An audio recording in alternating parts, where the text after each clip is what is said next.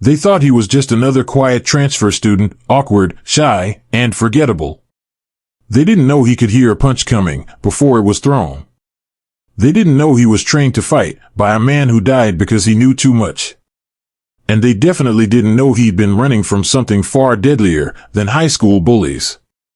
But they were about to find out. Autumn wind stirred the leaves on Preston Avenue as Angela Carter's old silver Subaru creaked into the driveway of their new rental house. The neighborhood looked nice, too nice. Every lawn was manicured, every mailbox matched. It smelled like freshly cut grass and quiet judgment. Inside the car, 18-year-old Miles Carter stared out the window, silent. He wasn't nervous. He wasn't excited either. After moving 9 times in 6 years, emotions felt like old tools left in the back of a dusty garage, useless, heavy, and mostly forgotten. "This is it, honey." "A fresh start," his mother said, her voice full of forced optimism. Miles nodded, without turning his head. He'd heard that line before. Every time they left another town behind. Angela glanced at him, then up and down the street. 3 neighbors had already paused their gardening, or dog walking, to watch them unpack. One woman even pulled her curtain aside, like they were intruders, rather than neighbors. "They're just curious," Angela said, though she sounded like she was trying to convince herself. "It'll be okay this time." Miles wanted to believe her. But as they pulled boxes from the trunk, she kept glancing over her shoulder, like she expected someone to appear. When her phone rang an hour later, she jumped, nearly dropping a box of dishes. "Block number." Her face turned pale as she read the screen, and when she answered, her voice trembled. "Hello?" Miles tried to hear the other side, but all he could see was her grip tightening on the phone. "Wrong number," she said afterward. Too quickly. Too practiced. That night, he caught her checking every door and window, twice. Then again.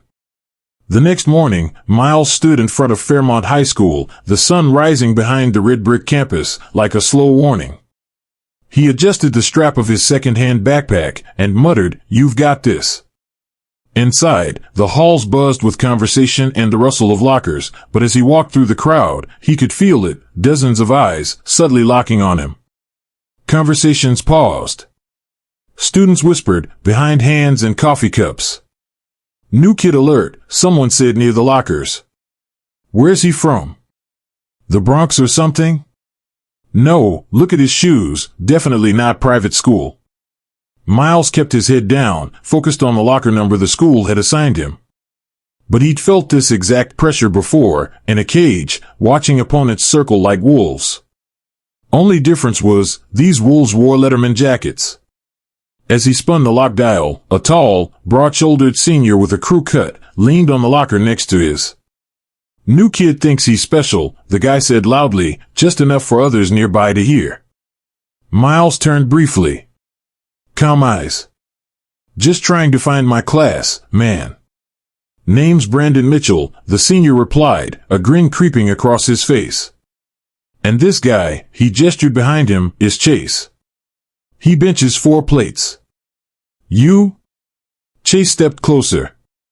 At 6 feet 3 inches, he had the body of a defensive lineman and the facial expression of a bouncer who enjoyed his job a little too much. Miles closed his locker, straightened his shoulders. "Nice to meet you." As he turned to leave, Chase stepped directly in his path and slammed their shoulders together. "Watch where you're going, punk," Chase growled.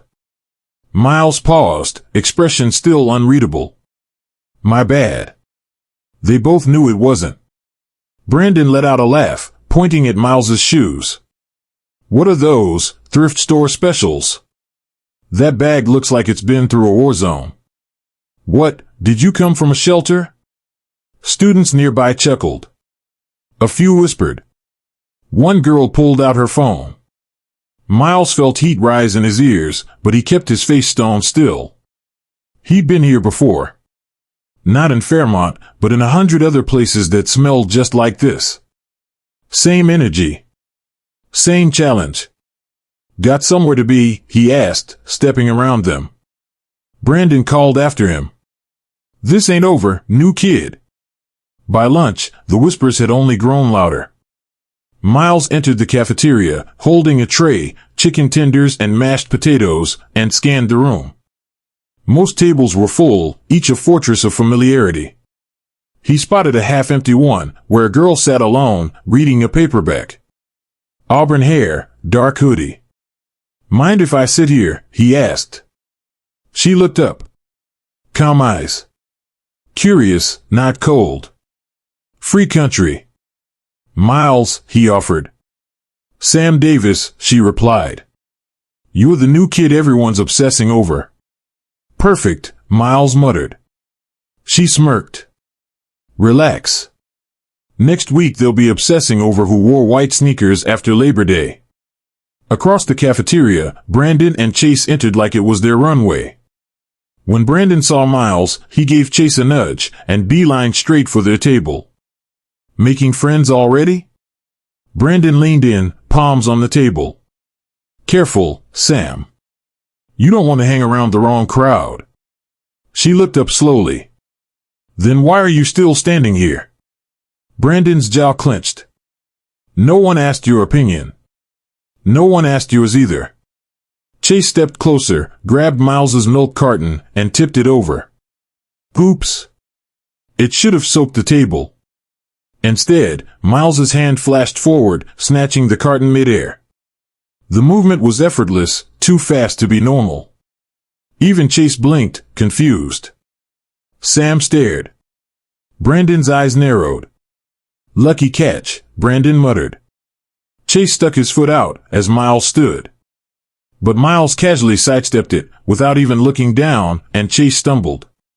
"Probably just luck," Miles said, locking eyes with him. Brandon scowled. "Let's go." As they walked away, Sam leaned forward. "No one stands up to them like that." "I didn't do anything." "Exactly. And that's what got to them." A gangly boy with glasses approached cautiously. "That was awesome," he said, eyes wide. "I'm Jordan. Jordan Kim." That move, it was like something out of a Bruce Lee movie. "You into martial arts?" Miles hesitated. "Just good reflexes." "He's obsessed with MMA," Sam added, smirking. "I just respect the discipline," Jordan muttered. When the bell rang, Sam turned serious. "Be careful. Brandon doesn't let things go." Her words proved true. That afternoon, as Miles headed toward the bus stop, Brandon's group waited in the lot. 5 of them. "You thought you could embarrass us?" Brandon's tone was low and menacing. They circled him. "Quiet street. No witnesses." "Not looking for trouble," Miles said. Too late. Before anyone could make a move, "Back off," came a voice. Sam had followed him. She pushed through the circle and stood by his side. 5 against 1? That's brave. Brandon growled. "This isn't your fight." "It's not a fight," Sam shot back. "It's harassment. I'll go straight to Principal Sanders." Brandon flinched. "You'll regret this." He signaled, and the group backed off. As they walked away, Miles said, "Thanks." "Don't thank me yet," she replied. "You just made it on Brandon Mitchell's hit list. And his dad runs the school board." That night, Miles sat by his bedroom window. The house was quiet, too quiet. Something itched at the back of his mind. Movement. A shadow shifted between the trees across the street. He slipped downstairs and onto the porch. "Hello," he called out. The shadow froze. Then ran. Footsteps faded into the night. Back in his room, he emptied his backpack, and something strange fell out, a yellowed envelope. Inside, a photograph. A man, battered and bloodied, standing in a cage. Arms raised. Victorious. Miles recognized the face immediately. His father. On the back, scribbled in jagged ink, was an address. Brighton Street. In a black sedan parked down the block, a man lowered a pair of binoculars and made a call. "He's here," the voice said coldly. "And he's just like his father." The next morning, Miles sat across the kitchen table from his mother, the photograph still in his hand. The image haunted him, his father, bruised and bloodied, arms raised in a grim victory, inside what looked like a steel cage. Behind him, a roaring crowd. Fists clenched. Faces blurred. All cheering for blood. Angela stood by the sink, staring into her coffee, as if it might offer answers.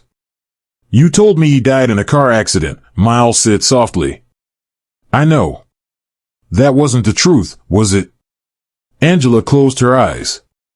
The silence between them thickened. "No," she said finally. "It wasn't." She sat down slowly, like the weight of the lie had finally worn out her legs. Her voice trembled at first, but then steadied, like she'd rehearsed this moment in her head 1,000 times, but had never dared to speak it out loud. "Your father. Carter didn't die in a car crash. He was murdered." Miles didn't flinch. Somewhere deep down, he already knew. Angela swallowed hard. He was a fighter. Not just any fighter. Underground, no rules, no referees. These weren't televised bouts or championship belts. They were brutal. Illegal. Dangerous. But he was one of the best. Why? At first? Money. We were broke. Then pride. Then, because he couldn't walk away. He tried. God knows he tried. But once you're in that world, it doesn't let go. Angela reached across the table and gripped Miles's hand. The people who run those fights, they're connected. Judges, cops, politicians. And when your dad refused to throw a match for a man named Vincent Blackwood, that was it. Miles stared at her. He wouldn't lose on purpose. No. And for that, they made sure he'd never fight again.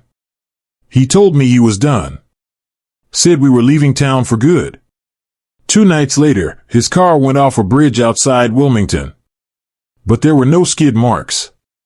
No signs he ever hit the brakes. Her voice cracked. "I told you it was an accident because I thought if I could protect you from that truth, you wouldn't follow in his footsteps. I thought maybe we'd be safe." Miles felt numb. Like someone had pulled the floor out from under him, and now he was floating, adrift in a storm made of memory and blood. "I need to know more," he said. Angela hesitated. "There's a name you should avoid. Brighton Street. Your father used to go there. It was where he trained. I found an address on the photo." Angela's face drained of color. "Burn it. Forget it. I can't." That afternoon, Miles rode his bike across town. The sun was dipping below the rooftops as he reached Brighton Street, a rundown industrial zone, littered with auto shops and warehouses. The address led him to a building with boarded windows and a faded sign, Owens Auto and Repairs. Only, it wasn't a garage. Not anymore. Miles knocked twice. No answer. But the door creaked open on its own. Inside, the fluorescent lights flickered to life. What he saw wasn't a repair shop. It was a fight gym. But unlike the polished facilities of suburban sports centers, this place had grit. Heavy bags hung from chains. The floor was cracked concrete. There was a boxing ring in the center, scarred, stained, and real. A few men were training, men built like tanks, silent and focused. One of them, an older black man with a scar down his left cheek, noticed Miles and walked over. "Place is not open to tourists, kid." "I'm looking for Reggie Owens," Miles said, standing tall. The man studied him. "Who's asking?" "Miles Carter." The name hit like a punch. The man's expression shifted. "Carter?" Miles nodded. The man took a slow breath. "You're his boy?" "Yeah." "Well, damn," he muttered. "Come with me." He led Miles to a back office. The walls were lined with old photos, fighters in mid-punch, trophies collecting dust, posters for events that probably never got past the underground circuit. Reggie Owens sat behind a desk, wrapping the hands of a young fighter. He looked up, and for a moment, time froze. "Well, I'll be," Reggie said, setting down the tape. "You're the spitting image." "You knew my father?" "Knew him?" Reggie stood and extended his hand. "I trained him. Back when he was just a skinny kid with a lightning jab and more heart than sense." Miles shook his hand firmly. "I want to know everything." Reggie motioned for him to sit. "Your dad was special," he began. "Had instincts you can't teach. He could read a fight like a book, knew what his opponent would do 3 moves ahead. That's what made him dangerous. And that's what got him killed." He sighed. "You ever hear of Vincent Blackwood?" Miles nodded slowly. "He's not just a fight promoter. He runs a whole empire, off-the-books combat, pay-per-view fights for millionaires, and private gambling circuits so deep even the FBI gets cold feet. But he didn't just want your dad to fight. He wanted to own him." Reggie leaned in. "When Carter refused to throw a championship match, Blackwood blacklisted him. Tried to crush him. Your dad planned to expose it all. He came to me the night before he died. Said he had documents, evidence, something that could take Blackwood down." Miles's pulse quickened. "What happened to it?" Reggie shook his head. "He never made it back. Whatever he had, it disappeared with him." Miles looked around the gym. "Why are you still here? Isn't this dangerous?" Reggie gave a half smile. "This place is off the radar now. Most of Blackwood's attention is focused on newer operations. And besides, I'm too old to run." He paused. "But you need to be careful. If Blackwood knows you're alive and that you're Carter's son, he won't let you walk away." That night, Miles returned home. Angela was waiting at the table, pale and tense. "There was another call," she said. "Same number." "What did they say?" She swallowed. "Just one sentence. You can't hide him forever." The words hung in the air like smoke. The next day, Fairmont High felt different. Miles moved through the hallways like a ghost, but I still tracked him. Whispers lingered. Sam caught up with him at his locker. "You okay?" she asked, her voice low. "I'm fine." "No, you're not." She looked around. "Brandon's up to something. I heard he talked to Principal Sanders this morning." As if on cue, the intercom buzzed. "Miles Carter, please report to the principal's office." Inside the office, Principal Sanders sat stiffly behind her desk. A man in a gray suit stood beside her. "This is Mr. Grayson, from the district," she said. Grayson nodded politely. "Mr. Carter, your recent behavior has raised some concerns." Miles frowned. "What behavior?" Grayson slid a paper across the desk. "This was found in your locker." It was a flyer, an invitation to an underground fight, with Carter's father listed in bold print as a legacy name. Miles's stomach twisted. "I've never seen this." Grayson tilted his head. "Unfortunately, your history suggests otherwise. You're on suspension until further notice." Angela stormed into the office minutes later, demanding answers. But Sanders and Grayson were unmoved. When they left, Brandon was leaning against the locker nearby, arms folded. He grinned. "Oops. Guess someone found your little secret." Miles said nothing. But his hands balled into fists at his side. That night, their house was egged. Windows cracked. On the front lawn, someone spray-painted in red, "Cage blood runs deep." Angela broke down. Miles stood at the front door, eyes scanning the street, heart pounding. They weren't just trying to scare him anymore. They were testing him. He went back to his room. Sat at his desk. Opened his laptop. And for the first time, typed in the name, Vincent Blackwood, Underground Fights, Death Carter Taylor. The results were scattered, fragmented. But they all pointed to one thing: this wasn't just about high school bullies. This was about something bigger. Something dark. Something tied to the death of his father and the choices he was about to make. The house was silent, except for the soft buzz of the kitchen light and the ticking of the old clock above the stove. Miles sat across from his mother. The message from the lawn still burned into his mind. Cage blood runs deep. Angela had cried earlier, the kind of tears that come from exhaustion more than emotion. Now she just looked empty, like someone who had spent years outrunning a storm and finally realized it had been following her the whole time. "I need to make this stop," Miles said quietly. Angela shook her head. "Not like this. They won't stop unless I do something.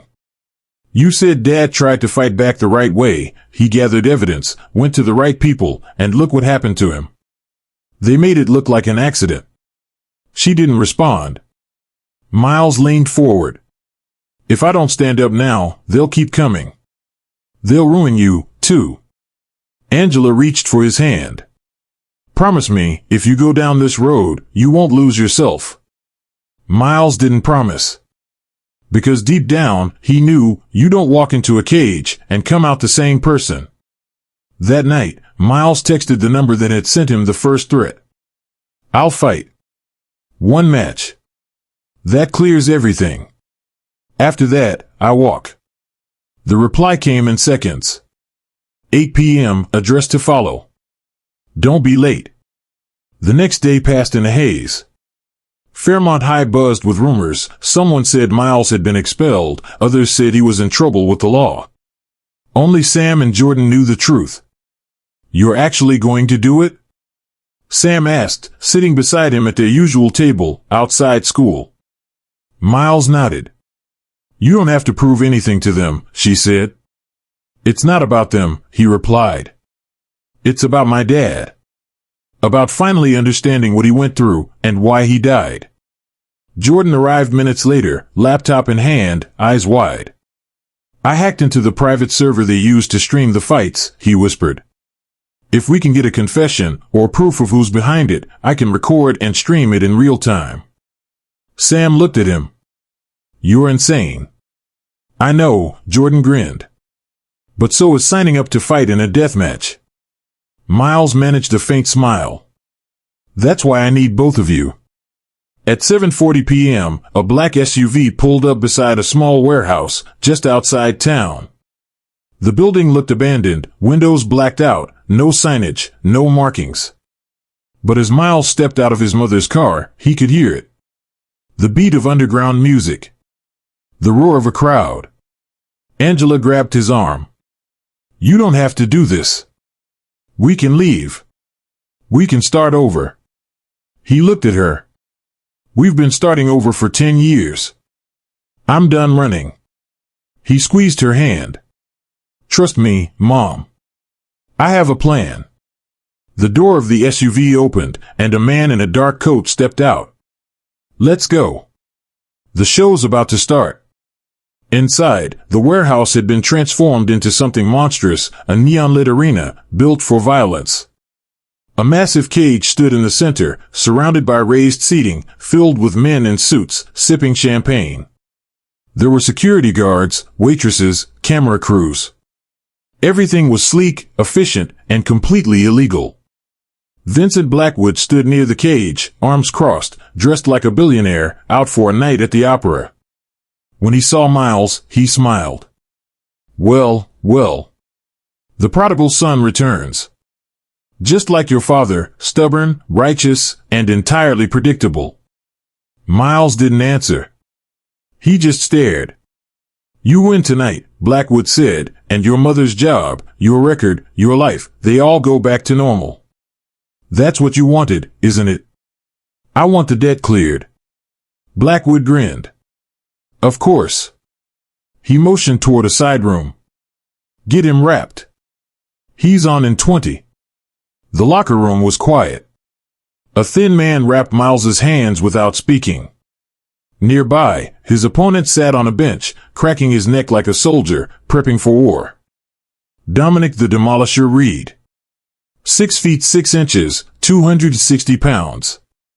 Scar over his eye. Hands like cinder blocks. When Dominic looked at Miles, there wasn't hate. There wasn't even curiosity. Just calculation. This was a job. A body to break. The rap man leaned in. If you go down, stay down. Dominic doesn't stop unless someone makes him. Miles nodded. But he wasn't planning on going down. 10 minutes later, under a blinding spotlight, Miles stepped into the cage. The metal clanged under his feet. The crowd murmured. Some laughed when they saw his size, 5 feet 10 inches, lean, maybe 160 pounds soaking wet. Blackwood entered the cage, microphone in hand. Ladies and gentlemen, tonight, we welcome the legacy fighter, the son of Carter Taylor. Miles Carter. There were gasps. Whispers. Some leaned forward. A few faces looked surprised. Others? Excited.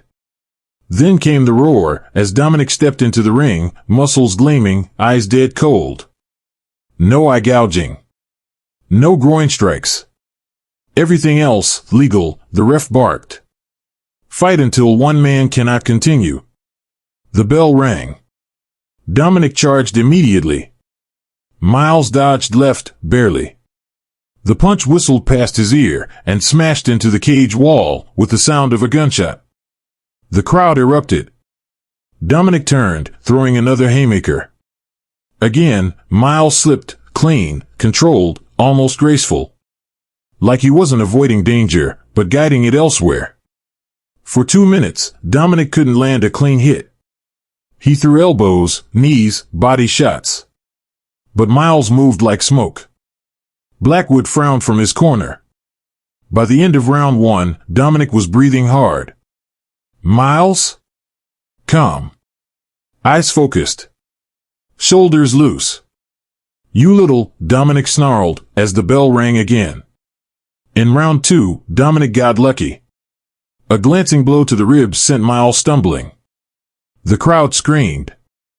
Dominic pressed the advantage, slamming a knee into Miles's midsection and trapping him against the cage. For a moment, everything slowed. Miles looked into the crowd and saw Jordan near the tech booth holding up a phone. Live feed. Recording. Waiting. Dominic pulled back for the finishing strike. But Miles twisted, ducked, and spun out of the clinch. He planted his feet and fired a short, tight elbow right into Dominic's jaw.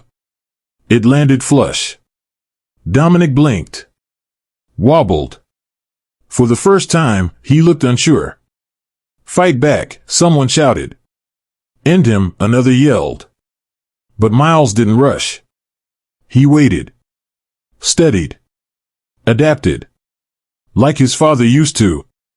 Every time Dominic lunged, Miles countered.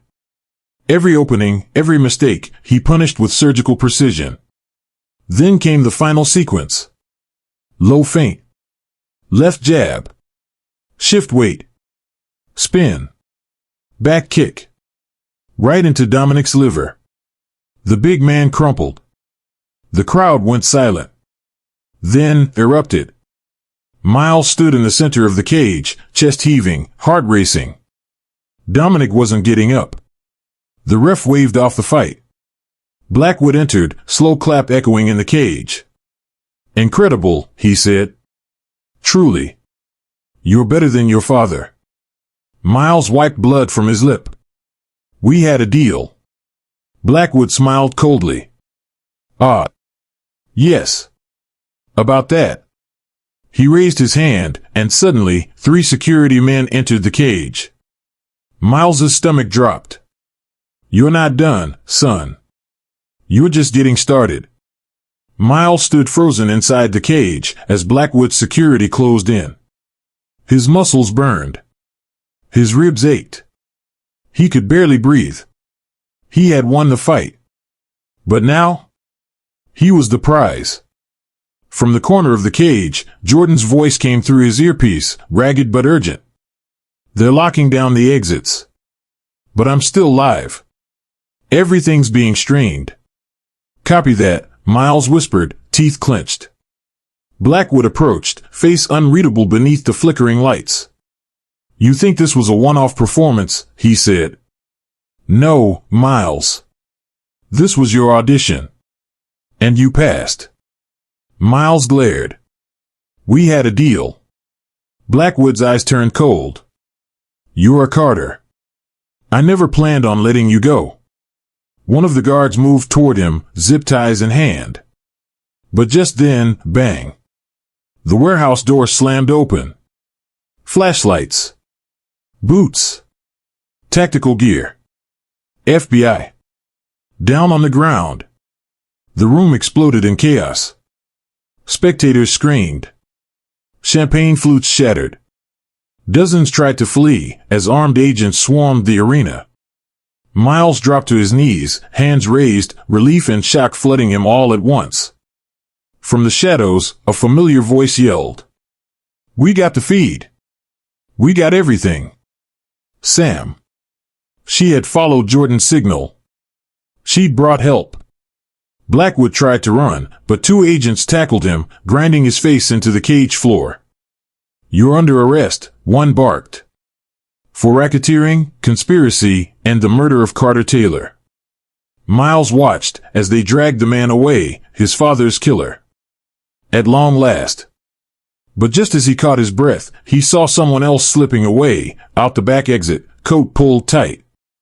Brandon Mitchell. No, his father. Charles Mitchell. Back at the hospital, Miles sat on a narrow bed, ribs wrapped, and stitches still fresh. He stared at the TV screen in the corner. Breaking news, secret fighting syndicate busted, prominent businessman arrested. Photos of Blackwood and several other associates flashed across the screen. But Charles Mitchell's name? Nowhere to be seen. Angela rushed into the room moments later, eyes full of both panic and pride. You're alive, she whispered, pulling him into a hug. I thought I lost you. Miles hugged her tighter than he ever had. It's over, Mom. Angela stepped back. Is it? He looked at the screen again. The FBI had made arrests. They had evidence. Confessions. Even video of the fight. But the man behind the curtain, the real puppeteer, was still free. That night, Coach Price showed up at their door with a flash drive and a bottle of water. You did good, he said, slumping into their couch with a tired groan. But this war's not over. He handed Miles the drive. Inside is everything I collected over the last few years. Names. Locations. Payoffs. It's what your dad was trying to gather before they silenced him. Miles took it carefully. Why didn't you go public before? I was scared, the coach admitted. I saw what they did to him. To you. I wasn't ready. But now? I'm done hiding. Angela looked between them. So what happens next? Price leaned forward. We finish what Carter started. In the days that followed, the fallout spread like wildfire. The story dominated national news. Senators called for investigations. Former fighters came forward with their own stories. The outreach center Miles had once visited as a child, the one Blackwood used to scout fighters, was shut down. But the deeper layers remained hidden. The funding. The political protection. The man pulling strings in the shadows. So Miles and Sam did the only thing they could. They built something better. Using the settlement money recovered from Blackwood's frozen assets, Miles and Coach Price purchased the very warehouse where the fights had been held. Only now, it was no longer a cage for exploitation. It was reborn as a community training center. Free martial arts classes for at-risk youth. Job mentorship. Counseling for former fighters. The building was cleaned, painted, renewed. And in the center, right where the cage once stood, they built a small memorial, a framed photo of Carter Taylor. A plaque that read, "Fight for purpose, not for profit." At the center's grand opening, reporters gathered, former students lined the walls, and local leaders awkwardly tried to claim credit. Miles stepped up to the mic. I never wanted to fight, he said, voice steady. But I was forced into one. My father died trying to break the cycle. I'm here to make sure no one else falls into it. Applause filled the room. Sam stood near the back, smiling. Jordan recorded every moment. Coach Price, eyes misty, gave a rare nod of approval. Weeks passed. The news cycle moved on. Miles returned to Fairmont High, where things had changed. Brandon Mitchell was gone, sent to a private school in another state. Rumor was, his father had skipped town too. No charges. No trial. Just silence. One afternoon, Sam caught up to Miles outside the school gym. You hear back from Georgetown yet? He nodded. Full ride. Criminal justice. Wow. Your dad would be proud. He'd probably tell me to rest first. She smirked. You? Rest? You're already rebuilding half the town. They walked in silence for a moment. You think Mitchell's really gone? She asked. No, Miles said, eyes scanning the street. Men like him don't run. They reposition. That night, as Miles was closing up the community center, he found something strange on his desk. An envelope. No return address. Inside, a photo. Charles Mitchell, standing on a tropical balcony in a linen shirt, cocktail in hand. A red circle drawn around his face. And beneath it, one line written in ink, some debts aren't paid in prison.